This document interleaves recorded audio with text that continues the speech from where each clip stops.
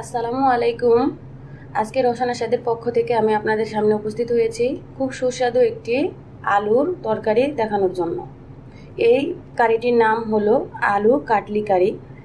আলু দিয়ে বিভিন্ন প্রকারের তরকারি বা যে কোনো আইটেম আমরা ছোট থেকে বড় কিন্তু সবাই খুব পছন্দ করি। একটু ভিন্নধর্মী এই হেলদি রেসিপিটা আপনাদের অবশ্যই ভালো লাগবে। চলুন দেখে আসি কি কি লাগছে তৈরি করতে। আলু আমি নিয়ে নিয়েছি হাফ কেজি। এটাকে আমি ভালোভাবে খোসা ছাড়িয়ে এইরকম পুরুত্ব করে গোল করে কেটে নিয়েছি। আর পানির মধ্যে এটাকে একটু ভিজিয়ে রেখেছি যেন কষটা বের হয়ে যায়, পরে আমি কুচলিয়ে ভালোভাবে ধুয়ে নেব। তেল পরিমাণ মতো, লবণ স্বাদ মতো, টমেটো নিয়ে নিয়েছি হাফ কাপ, হলুদের গুঁড়ি হাফ চা চামচ, গরম মশলা গুঁড়ি হাফ চা চামচ, আস্ত জিরা হাফ চা চামচ, ধনিয়া গুঁড়ি 1 চা চামচ, ধনিয়া পাতা কুচি নিয়ে নিয়েছি 2 টেবিল চামচ। আর আলুর মতো করে আমি গোলাকার করে পেঁয়াজটাকে কেটে নিয়েছি, মোটা করে কেটে নিয়েছি যেন দেখতে খুব ভালো লাগে। এটা নিয়ে নিয়েছি হাফ কাপ। আদা রসুন পেস্ট 1 টেবিল চামচ। আর নিয়ে নিয়েছি কাঁচা মরিচ, এখানে আমি 7-8টি নিয়ে নিয়েছি। আপনারা আপনাদের ঝাল যেভাবে খেতে চয়েস করেন ঠিক কমিয়ে বা বাড়িয়ে নিতে পারবেন। তো মূল প্রক্রিয়া এখন আমি চলে যাচ্ছি। চুলাটা জ্বালিয়ে দিয়ে পেনে এখন আমি প্রয়োজন মতো তেল নিয়ে নিচ্ছি। আমার পরিমাণ অনুযায়ী আমার 3 টেবিল চামচ তেল লেগেছে।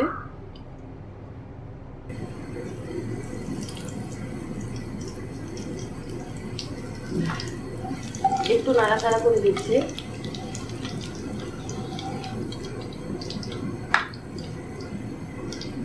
এখন দিয়ে দিচ্ছি মরিচ আর দেব পেঁয়াজ। আলুগুলো ঢেলে দিচ্ছি। সকল উপাদান একসাথে ভালো করে মিশিয়ে নেওয়া হয়ে গেছে। এখন আমি এর মধ্যে দিয়ে দেবো স্বাদ মতো লবণ।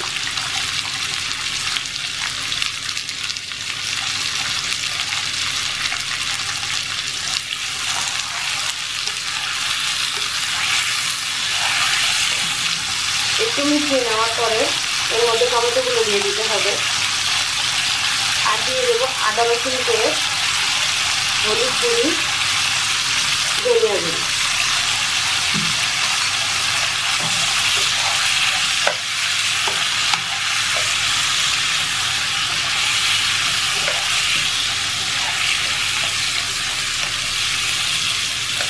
মিশিয়ে নেওয়া হয়ে গেছে। এখন এ পর্যায়ে আমি এটাকে 2 মিনিট ঢাকা দিয়ে ফুটিয়ে নেব।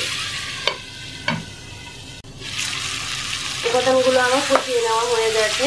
এই পর্যায়ে দেখবেন কালারটাও চেঞ্জ হয়ে এসেছে আর মশলাগুলো একটু গাঢ় হয়ে গেছে। তখন আপনারা টমেটোগুলো একটু হাতের দিয়ে চেপে চেপে গলিয়ে দেওয়ার চেষ্টা করবেন, তাহলে এর স্বাদটা খুবই ভালো লাগবে আর ঝোলটাও গাঢ় হয়ে যাবে। এখন আমি পানি দিয়ে দিচ্ছি। আমি এখন সামান্য পানি দিয়ে দিয়েছি।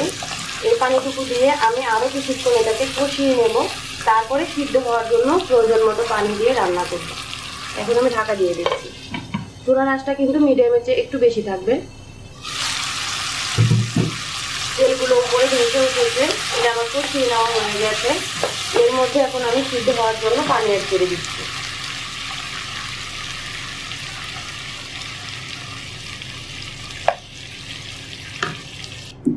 খুবই বেশি পানি দেওয়া যাবে না, আমি যেভাবে দিয়েছি ঠিক এইভাবে পানিটা দিবেন, তাহলে সিদ্ধও হবে আর ঝোলটাও গাঢ় হয়ে যাবে, খেতে অনেক মজা লাগবে।